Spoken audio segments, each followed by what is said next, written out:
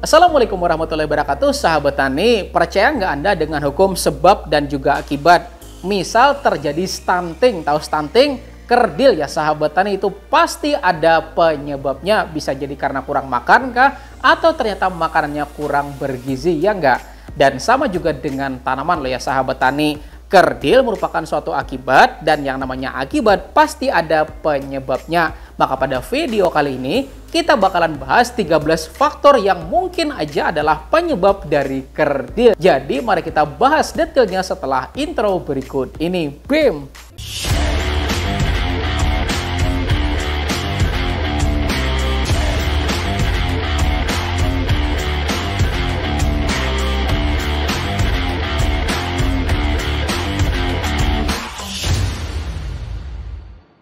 Dan sebelum mulai, klik dulu ya tombol jempolnya, mudah-mudahan ilmunya jadi makin berkah dan rezekinya jadi tambah banyak lagi, amin. Penyebab yang pertama bisa jadi karena tanah atau media tanamnya itu keras dan juga padat.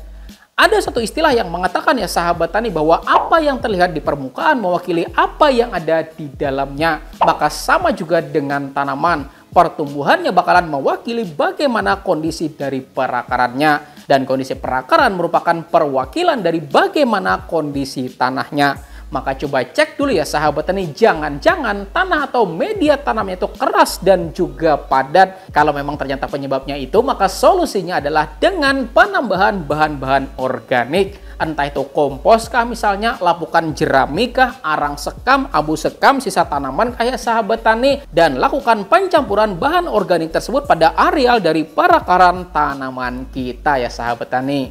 Kemudian penyebab yang kedua yaitu faktor pH tanah yang memang tidak sesuai. Karena salah satu syarat tumbuh dari tanaman itu memerlukan pH yang netral. Ketika pH-nya rendah, maka banyak banget ya sahabat tani unsur hara yang warnanya merah. Kelihatan kan? Artinya beberapa unsur hara yang merah ini tuh nggak bakalan tersedia secara maksimal.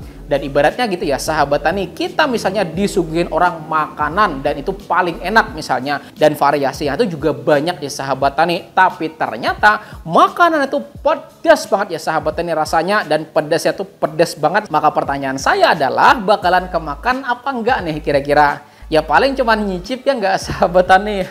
Maka kalau ternyata pH-nya ternyata rendah, maka solusinya silakan lakukan pengecekan pH tanah menggunakan pH meter ya sahabat tani. Dan kalau memang pH-nya rendah, maka bisa kita lakukan penetralan dengan bahan-bahan berikut ini. Itu pertama, yang murah-murah dulu ya sahabat tani, itu pakai abu sekam. Dan itu silakan taburkan pada areal perakaran tanaman kita. Kemudian yang kedua, kita juga bisa lakukan penaburan dolomit pada areal perakaran tanaman kita. Dan untuk cabai, terong, dan juga tomat ya sahabat tani, bisa kita taburkan sebanyak 1 genggam per tanamannya.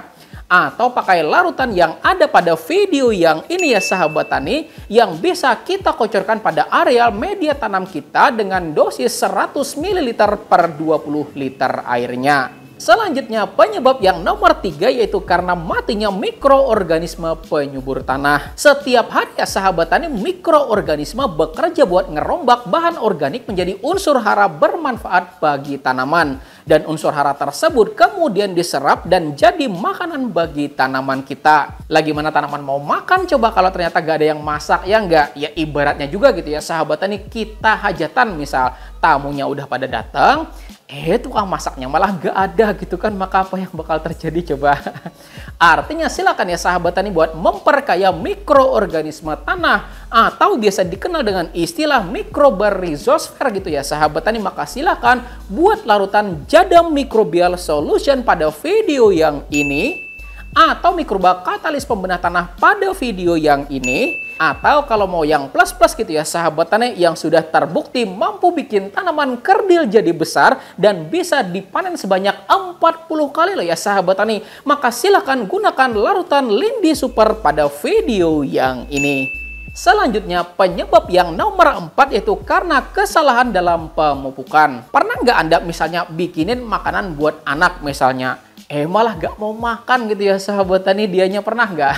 Dan penyebabnya apa coba? Ya karena misal dia pengennya telur omelet gitu kan, malah kita masakin sama ikan gitu kan. Ya biar gimana pun kita maksa juga nggak bakal mau makan dianya, ya nggak? Nah jadi salahnya di mana coba? Ya kita bikin makanan tuh nggak tanya dulu dia maunya apa, ya nggak? Dan sama juga dengan tanaman loh ya sahabat tani, ketika masa vegetatif maka unsur hara yang lebih banyak dibutuhin itu adalah nitrogen dan juga fosfor.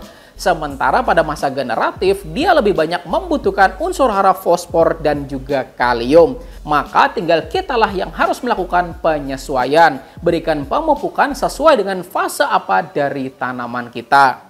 Nah, dan lagi ya sahabat tani, perbedaan tanaman kita dengan anak kita. Kalau anak kita ya sahabat tani, kalau dia nggak mau makan, dia tuh pasti bilang gitu ya sahabat tani, ya nggak? Misalnya kita suguhin ikan, dia maunya omelet telur misalnya. Ya dia bakal teriak terus ya sahabat tani, pengen omelet telur, ya nggak? Lah kalau tanaman gimana coba? Bisa ngomong nggak? Nggak ya sahabat tani. Maka cara kita buat mengetahui sebenarnya tanaman kita tuh lagi membutuhkan unsur hara apa ya sahabat tani, itu berdasarkan gejala-gejala yang muncul pada tanaman kita. Apakah tanaman lagi butuh N, P dan juga K gitu ya sahabat tani. Dan penjelasannya NPK ini silakan ya sahabat tani lengkapnya tonton pada video yang ini. Atau misalnya sedang membutuhkan unsur hara makro sekunder misal kalsium, magnesium atau sulfur ya sahabat tani, juga ada gejalanya. Dan detailnya ya sahabat tani silakan tonton pada video yang ini, oke? Lanjut pada faktor yang kelima, dan ini yang paling miris ya sahabat tani, yaitu bisa jadi karena kepakai pupuk palsu. Dan kenapa saya sebut palsu ya sahabat tani? Karena adanya penipuan dari segi kandungannya. Misalnya pada kemasannya tertulis 15, artinya 15 kali 3 itu 45% ya sahabat tani. Kandungan gabungan antara nitrogen, fosfor dan juga kalium. Ternyata isi benernya cuma 13% gabungannya gitu ya sahabat tani. 7% nitrogen misalnya, fosfornya 5%, kaliumnya 1% misalnya. Dan 13 dari 45% itu hampir sepertiganya loh ya sahabat tani, ya kan? Dan anggap aja harusnya kita tuh kenyangnya makan satu piring gitu ya sahabat tani. Malah dikasih makan cuman segenggam gitu ya sahabat tani. Kira-kira bakalan kenyang nggak? Ya masih tetap lapar, ya enggak? Dan kalau terus-terusan makan yang kayak gitu ya pasti bakalan kurus sama kerdil, ya enggak sahabat tani? Maka solusinya kita cek dulu bener nggak kira-kira pupuk yang dipakai itu jangan-jangan palsu kandungannya gitu ya sahabat tani. Dan buat teman-teman yang belum tahu bagaimana sih cara membedakannya, maka silakan ya sahabat tani detailnya tonton pada video yang ini. Dan kalau sudah yakin ternyata kepakai pupuk palsu, maka silakan benahi dengan 4 faktor sebelumnya. Dan juga bisa tambahkan dengan beberapa jenis ZPT atau zat pengatur tumbuh dan juga asam amino gitu ya sahabat tani. Mantap. Selanjutnya faktor yang nomor 6, jarak tanam juga bisa jadi penyebabnya.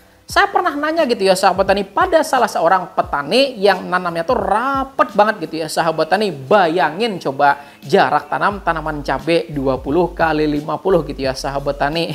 20 cm gitu kan. Satu jengkal ya sahabat tani. Dan alasannya dia gitu kan, logikanya katanya kalau tanamannya banyak maka hasil panennya juga pasti bakalan banyak katanya ya sahabat tani. Iya sih, prinsip banyak anak banyak rezeki itu bisa gitu ya sahabat tani. Tapi kalau sama tanaman dengan luasan areal yang sama itu sulit gitu ya sahabat tani. Maka solusinya adalah kita perlu memberikan perawatan seperti pemberian pupuk melalui pengocoran atau penyemprotan itu harus lebih sering daripada biasanya gitu ya sahabat tani. Kemudian faktor yang nomor 7 bisa jadi juga disebabkan karena terjadi serangan OPT. Dan OPT itu merupakan singkatan dari organisme pengganggu tanaman. Dan itu bisa berupa hama maupun patogen penyebab penyakit. Dan coba jawab pertanyaan saya gitu ya sahabat tani. Misalnya kita lagi demam kemudian gak enak badan gitu kan. Kira-kira bakalan ngaruh nggak sama nafsu makan? Ngaruh nggak? Ya ngaruh kan ya sahabat tani. Maka sama juga dengan tanaman. Ketika terganggu karena adanya OPT baik hama maupun penyakit, maka bisa jadi merupakan penyebab tanaman kita tuh menjadi kerdil. Artinya cek dulu ya sahabat tani, kalau memang ternyata benar maka silakan segera lakukan kendalikan menggunakan pestisida baik itu terbuat dari bahan organik dan juga sintetis sesuai dengan OPT yang menyerang pada tanaman kita. Kemudian faktor yang ke-8 ya sahabat tani, dan ini masih seputar OPT. Dan ini juga pernah kejadian gitu ya sahabat tani. Kebetulan waktu saya kunjungan gitu kan, ada yang coba melakukan fungisida berformulasi WP atau wettable powder. Artinya bubuk yang bisa larut di dalam air gitu ya sahabat tani. Udah aduk gitu ya sahabat tani sampai tawaf, adukannya tetap aja nggak bisa larut-larut gitu kan. Ternyata usut demi usut, ternyata pestisidanya sudah kadaluarsa. Nah, ini jangan sampai kejadian sama Anda. Maka pastikan sebelum kita melakukan pembelian, kita cek dulu ya sahabat tani, kapan sih kira-kira tanggal kadaluarsanya gitu kan. Kalau ternyata udah dekat, mending kita tuker gitu ya sahabat tani, atau cari aja tempat lain yang jual lebih jauh dari masa expirednya gitu ya sahabat tani, oke? Selanjutnya faktor yang ke-9, dan ini juga masih seputar OPT. Dan ini yang paling jadi masalah buat teman-teman yang beli pestisidanya itu secara online, yaitu apa? Kebeli pestisida palsu gitu ya sahabat tani, cari-cari misalnya gitu kan, kemudian tiba-tiba ada misalnya yang harga pasaran tuh 120.000 gitu ya sahabat tani, tiba-tiba ada yang jual 70.000 misalnya. Pas kebeli yang itu gitu ya sahabat tani, kemudian dicoba dilarutkan ke air, malah nggak bisa larut ya nggak sahabat tani.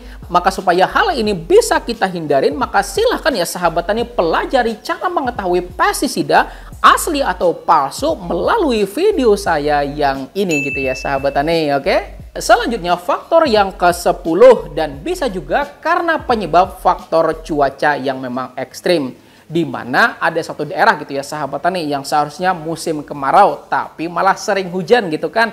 Atau sebaliknya yang seharusnya musim hujan malah nggak hujan-hujan gitu kan. Dan faktor cuaca ini juga berpengaruh terutama pada metode yang kita lakukan pada pemupukan. Ketika jarang banget ya sahabat tani terjadi hujan, maka sebaiknya pemupukan dilakukan dengan metode pengocoran. Karena selain kita memberikan unsur hara, kita juga ngasih minum buat tanaman kita. Tetapi ketika sering banget terjadi hujan misalnya, maka pemupukan bisa dilakukan dengan metode penaburan aja.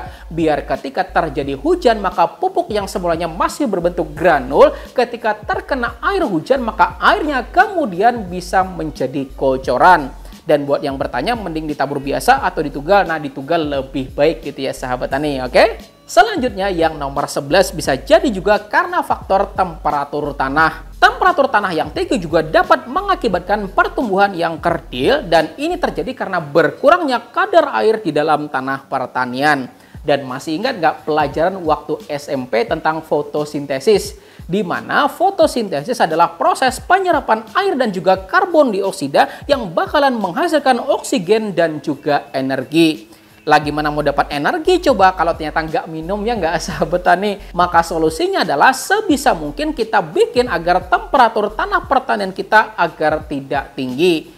Caranya bisa dengan pertama yaitu pemberian mulsa, kemudian bisa juga dengan penanaman penutup tanah atau istilahnya adalah cover crop gitu ya sahabat tani, dan juga bisa dengan keberadaan gulma, itu juga bisa menurunkan suhu di dalam tanah. Maka kalau kami ya sahabat tani biasanya itu cukup lakukan penebasan aja, nggak sampai ke akarnya gitu ya sahabat tani. Dan biarin aja gulma pada parit-parit bedengan itu tumbuh ya sahabat tani. Yang penting nggak tinggi yang nantinya berpotensi jadi inang bagi keberadaan OPT pengganggu tanaman. Kemudian yang ke-12, dan ini juga bisa jadi salah satu faktor, yaitu penanaman benih yang memang ternyata nggak sesuai. Misal benih hibrida kemasan gitu ya sahabat tani, atau istilahnya adalah F1 gitu kan, merupakan benih hasil persilangan dari dua varietas yang memang memiliki sifat dan keunggulannya sendiri. Dan ketika kita tanam benih tersebut, maka bakal mewarisi dua sifat dari orang tuanya tadi. Tetapi ketika itu kemudian kita tanam kembali, artinya ya sahabat tani pas sudah berbuah gitu kan, kemudian buahnya kita jadikan benih, kemudian benihnya kita jadikan bibit gitu ya sahabat tani. Nah, ini bakalan ada kecenderungan dia tuh membawa sifat negatif atau kelemahan dari pendahulunya. Maka wajar aja pertumbuhannya itu jadi nggak normal. Ada yang bagus, ada yang kerdil gitu ya sahabat tani. Ternyata penyebabnya karena penanaman benih yang memang tidak sesuai. Dan yang terakhir ya sahabat tani, itu yang ke-13, bisa jadi juga karena faktor adanya kontaminasi. Misalnya ya sahabat tani, senyawa aluminium atau senyawa unsur mikro yang lain gitu ya sahabat tani, yang keberadaannya berlebih pada tanah pertanian kita, itu juga bisa menjadi penyebab pemicu tanaman kita tuh tumbuh nggak normal. maka solusinya tetap jaga pH tanah biar tetap netral ya sahabat tani, dan bisa juga lakukan pengapuran pada tanah. Jadi itu tadi ya sahabat tani, ke-13 hal yang dapat menjadi penyebab tanaman kita jadi nggak normal atau kerdil ya sahabat tani.